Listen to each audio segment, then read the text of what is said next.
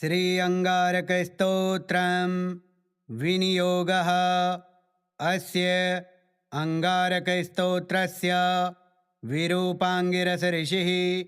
गायत्री छन्दः भौम प्रीत्यर्थे जपे विनियोगः।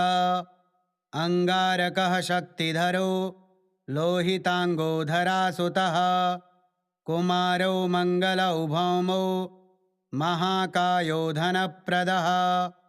ऋणहर्ता दृष्टिकर्ता रोगकृद्रोगनाशनः विद्युत्प्रभो व्रणकरः कामदो धनहृत्कुजः सामगानप्रियो रक्ता वस्त्रो रक्तायते क्षणः लोहितो रक्तवर्णश्च सर्वकर्मावबोधकः रक्तमाल्यधरो हेमा कुण्डलीग्रहनायकः नामान्येतानि भौमस्य यः पठे सततं नर ऋणं तस्य च दौर्भाग्यं दारिद्र्यं च विनश्यति धनं प्राप्नोति विपुलं स्त्रियं चैव मनोरमां वंशोद्योतकरं पुत्रं लभते नात्र संशयः योऽर्चयेदहनि भौमस्य मङ्गलं बहुपुष्पकैः सर्वा नश्यति पीडा च तस्य ग्रहकृता ध्रुवम् अंगारकः शक्तिधरो लोहितांगोधरासुतः कुमारो मंगलौ भौमो महाकायो धनप्रदः ऋणहर्ता दृष्टिकर्ता रोगकृद्रोगनाशनः विद्युत्प्रभो व्रणकरः कामदो धनहृत्कुजः सामगानप्रियो रक्ता वस्त्रो रक्तायते क्षणः लोहितो रक्तवर्णश्च सर्वकर्मावबोधकः रक्तमाल्यधरो हेमा कुण्डलीग्रहनायकः नामान्येतानि भौमस्य यः पठे सततं नर ऋणं तस्य च दौर्भाग्यं दारिद्र्यं च विनश्यति धनं प्राप्नोति विपुलं स्त्रियं चैव मनोरमां वंशोद्योतकरं पुत्रं लभते नात्र संशयः योऽर्चयेदहनि भौमस्य मङ्गलं बहुपुष्पकैः सर्वा नश्यति पीडा च तस्य ग्रहकृता ध्रुवम् अंगारकः शक्तिधरो लोहितांगोधरासुतः कुमारो मंगलौ भौमो महाकायो धनप्रदः ऋणहर्ता दृष्टिकर्ता रोगकृद्रोगनाशनः विद्युत्प्रभो व्रणकरः कामदो धनहृत्कुजः सामगानप्रियो रक्ता वस्त्रो रक्तायते क्षणः लोहितो रक्तवर्णश्च सर्वकर्मावबोधकः रक्तमाल्यधरो हेमा कुण्डलीग्रहनायकः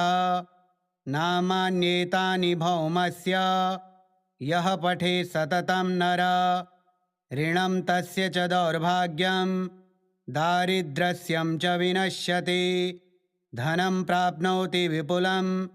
स्त्रियं चैव मनोरमां वंशोद्योतकरं पुत्रं लभते नात्र संशयः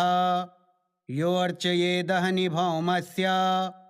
मङ्गलं बहुपुष्पकैः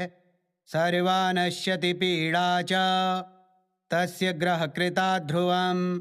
अंगारकः शक्तिधरो लोहितांगोधरासुतः कुमारो मंगलौ भौमो महाकायो धनप्रदः ऋणहर्ता दृष्टिकर्ता रोगकृद्रोगनाशनः विद्युत्प्रभो व्रणकरः कामदो धनहृत्कुजः सामगानप्रियो रक्ता वस्त्रो रक्तायते क्षणः लोहितो रक्तवर्णश्च सर्वकर्मावबोधकः रक्तमाल्यधरो हेमा कुण्डलीग्रहनायकः नामान्येतानि भौमस्य यः पठे सततं नर ऋणं तस्य च दौर्भाग्यं दारिद्र्यं च विनश्यति धनं प्राप्नोति विपुलं स्त्रियं चैव मनोरमां वंशोद्योतकरं पुत्रं लभते नात्र संशयः योऽर्चयेदहनि भौमस्य मङ्गलं बहुपुष्पकैः सर्वा नश्यति पीडा च तस्य ग्रहकृता ध्रुवम् अंगारकः शक्तिधरो लोहितांगो धरासुतः कुमारो मंगलौ भौमो महाकायो धनप्रदः ऋणहर्ता दृष्टिकर्ता रोगकृद्रोगनाशनः विद्युत्प्रभो व्रणकरः कामदो धनहृत्कुजः सामगानप्रियो रक्त वस्त्रो रक्तायते क्षणः लोहितो रक्तवर्णश्च सर्वकर्मावबोधकः रक्तमाल्यधरो हेमा कुण्डलीग्रहनायकः नामान्येतानि भौमस्य यः पठे सततं नर ऋणं तस्य च दौर्भाग्यं दारिद्र्यं च विनश्यति धनं प्राप्नोति विपुलं स्त्रियं चैव मनोरमां वंशोद्योतकरं पुत्रं लभते नात्र संशयः योऽर्चयेदहनि भौमस्य मङ्गलं बहुपुष्पकैः सर्वा नश्यति पीडा च तस्य ग्रहकृता ध्रुवम् अंगारकः शक्तिधरो लोहितांगो धरासुतः कुमारो मंगलौ भौमो महाकायो धनप्रदः ऋणहर्ता दृष्टिकर्ता रोगकृद्रोगनाशनः विद्युत्प्रभो व्रणकरः कामदो धनहृत्कुजः सामगानप्रियो रक्त वस्त्रो रक्तायते क्षणः लोहितो रक्तवर्णश्च सर्वकर्मावबोधकः रक्तमाल्यधरो हेमा कुण्डलीग्रहनायकः नामान्येतानि भौमस्य यः पठे सततं नर ऋणं तस्य च दौर्भाग्यं दारिद्र्यं च विनश्यति धनं प्राप्नोति विपुलं स्त्रियं चैव मनोरमां वंशोद्योतकरं पुत्रं लभते नात्र संशयः योऽर्चयेदहनि भौमस्य मङ्गलं बहुपुष्पकैः सर्वा नश्यति पीडा च तस्य ग्रहकृता ध्रुवम् अंगारकः शक्तिधरो लोहितांगो धरासुतः कुमारो मंगलौ भौमो महाकायो धनप्रदः ऋणहर्ता दृष्टिकर्ता रोगकृद्रोगनाशनः विद्युत्प्रभो व्रणकरः कामदो धनहृत्कुजः सामगानप्रियो रक्त वस्त्रो रक्तायते क्षणः लोहितो रक्तवर्णश्च सर्वकर्मावबोधकः रक्तमाल्यधरो हेमा कुण्डलीग्रहनायकः नामान्येतानि भौमस्य यः पठे सततं नर ऋणं तस्य च दौर्भाग्यं दारिद्र्यं च विनश्यति धनं प्राप्नोति विपुलं स्त्रियं चैव मनोरमां वंशोद्योतकरं पुत्रं लभते नात्र संशयः योऽर्चयेदहनि भौमस्य मङ्गलं बहुपुष्पकैः सर्वा नश्यति पीडा च तस्य ग्रहकृता ध्रुवम् अंगारकः शक्तिधरो लोहितांगो धरासुतः कुमारो मंगलौ भौमो महाकायो धनप्रदः ऋणहर्ता दृष्टिकर्ता रोगकृद्रोगनाशनः विद्युत्प्रभो व्रणकरः कामदो धनहृत्कुजः सामगानप्रियो रक्त वस्त्रो रक्तायते क्षणः लोहितो रक्तवर्णश्च सर्वकर्मावबोधकः रक्तमाल्यधरो हेमा कुण्डलीग्रहनायकः नामान्येतानि भौमस्य यः पठे सततं नर ऋणं तस्य च दौर्भाग्यं दारिद्र्यं च विनश्यति धनं प्राप्नोति विपुलं स्त्रियं चैव मनोरमां वंशोद्योतकरं पुत्रं लभते नात्र संशयः योऽर्चयेदहनि भौमस्य मङ्गलं बहुपुष्पकैः सर्वा नश्यति पीडा च तस्य ग्रहकृता ध्रुवम् अंगारकः शक्तिधरो लोहितांगोधरासुतः कुमारो मङ्गलौ भौमो महाकायो धनप्रदः ऋणहर्ता दृष्टिकर्ता रोगकृद्रोगनाशनः विद्युत्प्रभो व्रणकरः कामदो धनहृत्कुजः सामगानप्रियो रक्ता वस्त्रो रक्तायते क्षणः लोहितो रक्तवर्णश्च सर्वकर्मावबोधकः रक्तमाल्यधरो हेमा कुण्डलीग्रहनायकः नामान्येतानि भौमस्य यः पठे सततं नर ऋणं तस्य च दौर्भाग्यं दारिद्र्यं च विनश्यति धनं प्राप्नोति विपुलं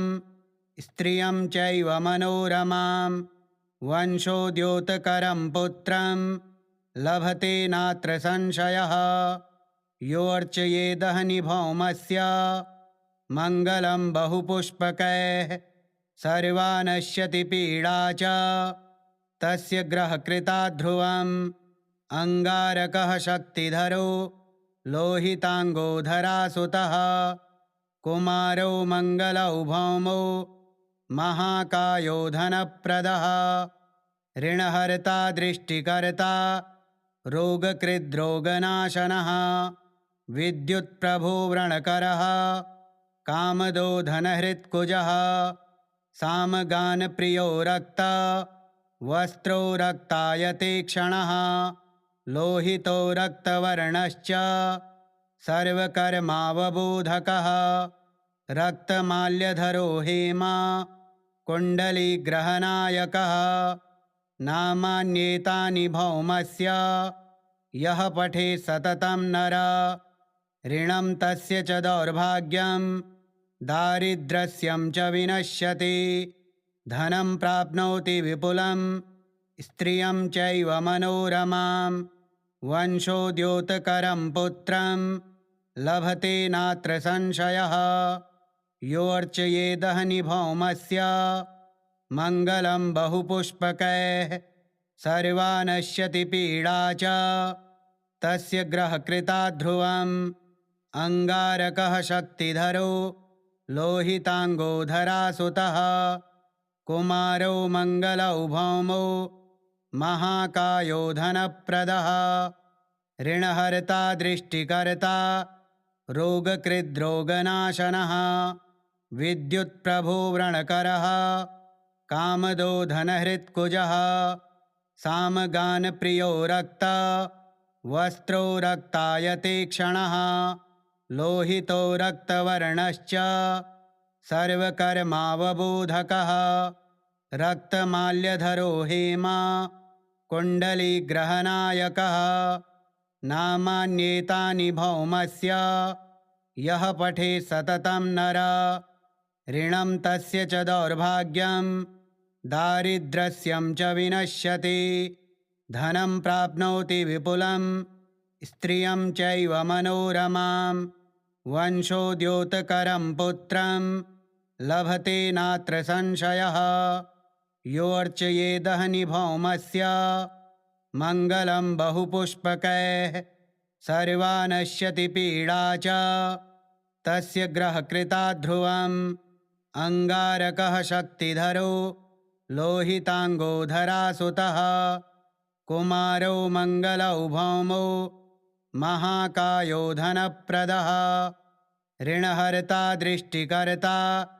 रोगकृद्रोगनाशनः विद्युत्प्रभुव्रणकरः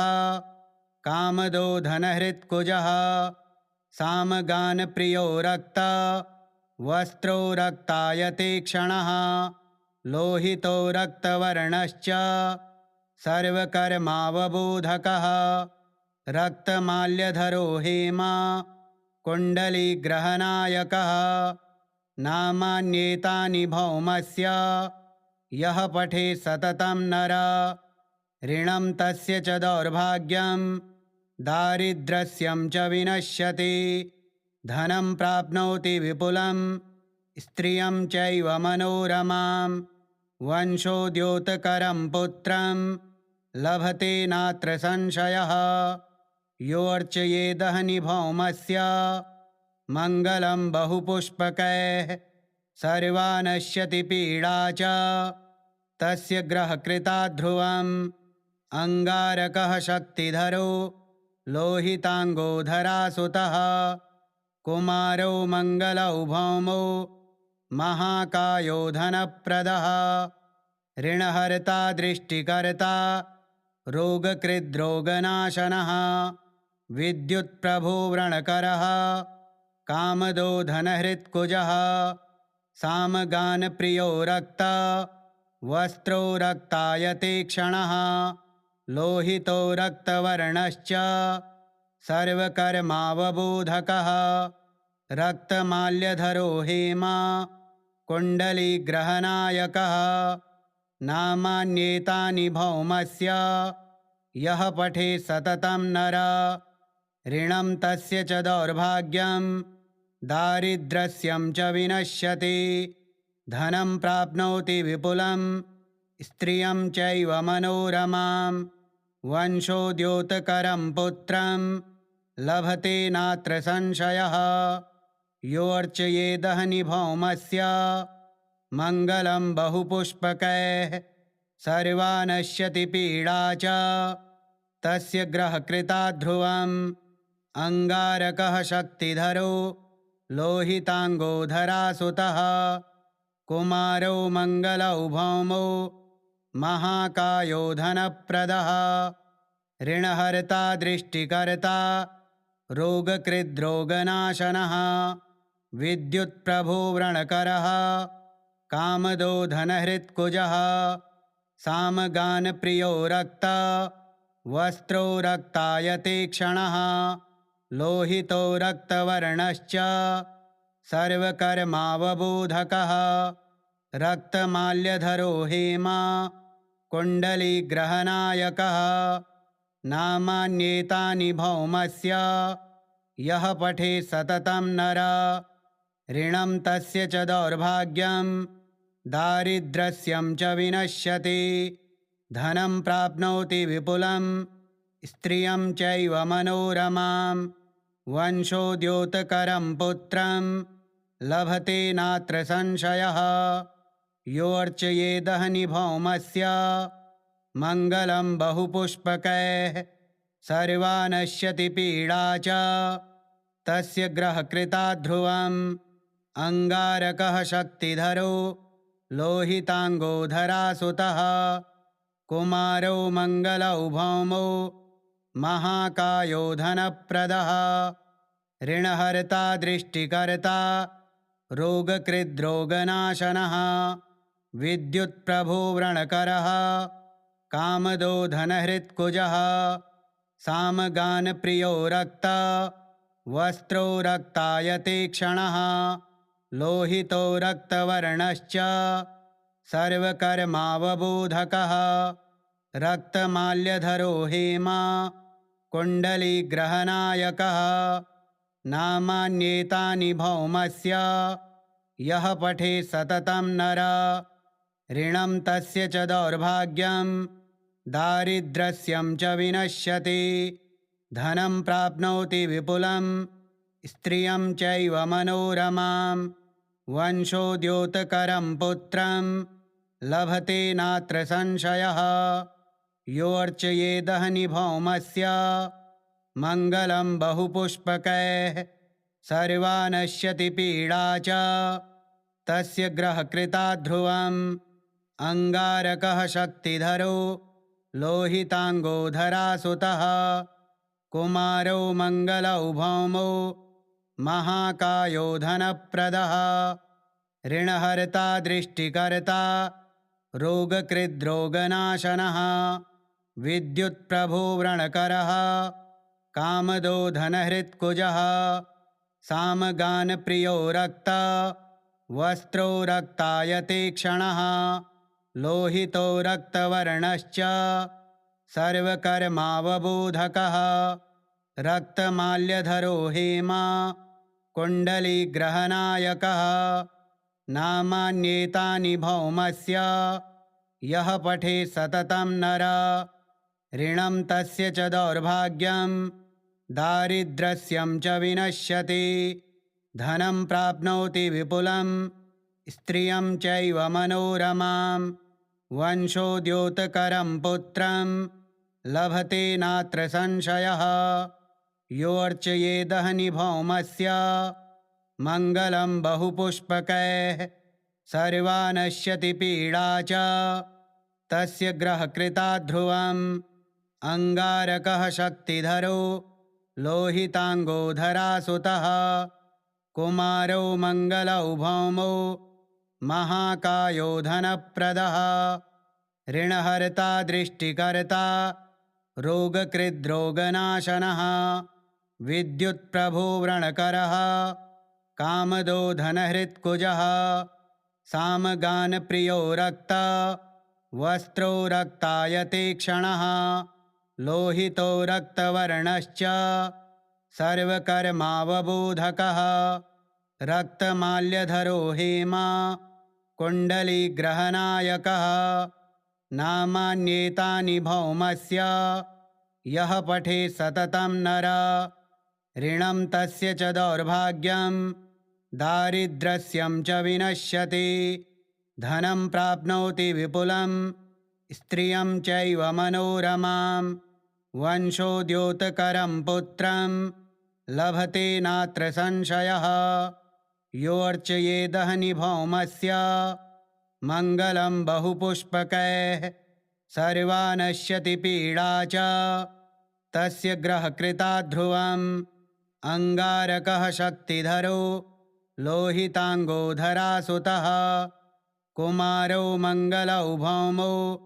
महाकायो धनप्रदः ऋणहर्ता दृष्टिकर्ता रोगकृद्रोगनाशनः विद्युत्प्रभो व्रणकरः कामदो धनहृत्कुजः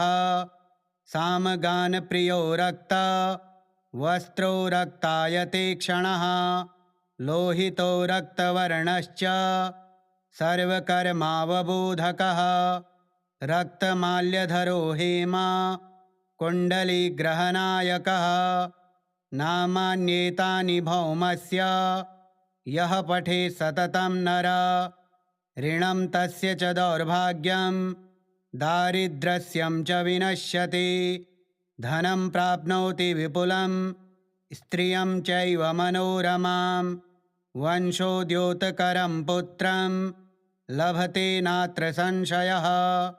योऽर्चयेदहनि भौमस्य मङ्गलं बहुपुष्पकैः सर्वा नश्यति पीडा च तस्य ग्रहकृता ध्रुवम्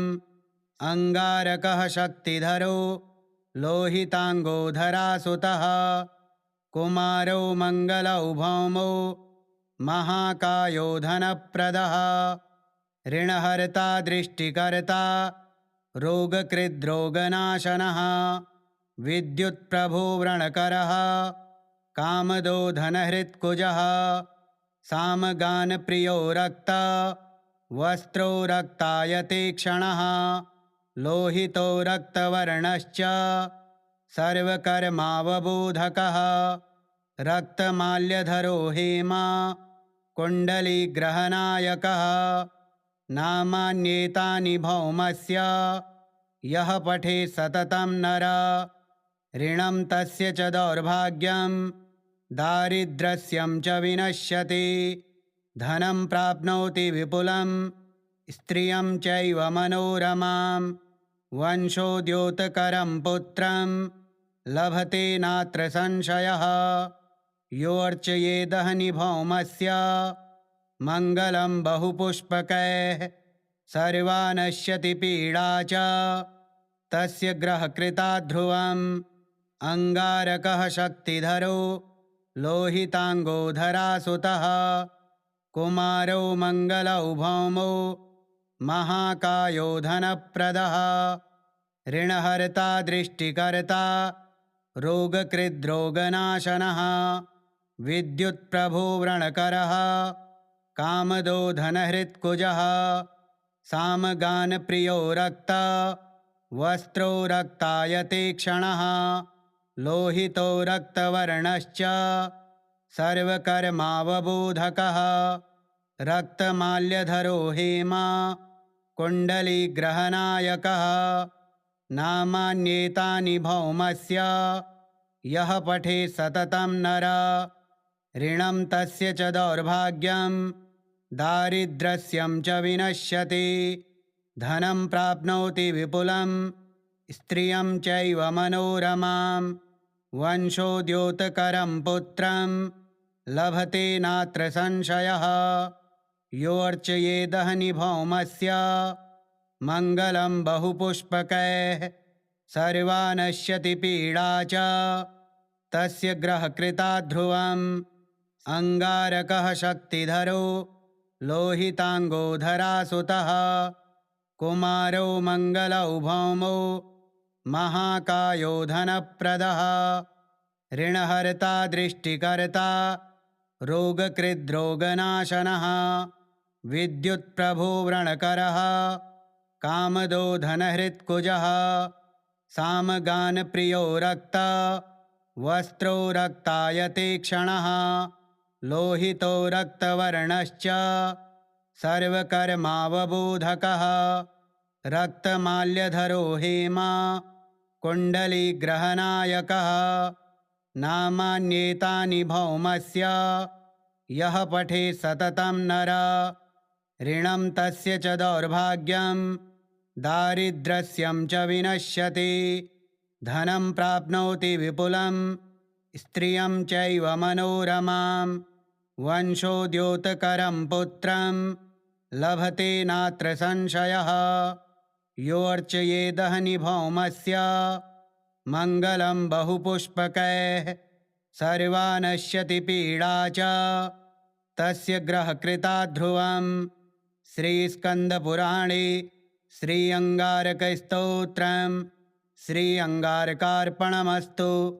ओं श्री भौमाय नमः।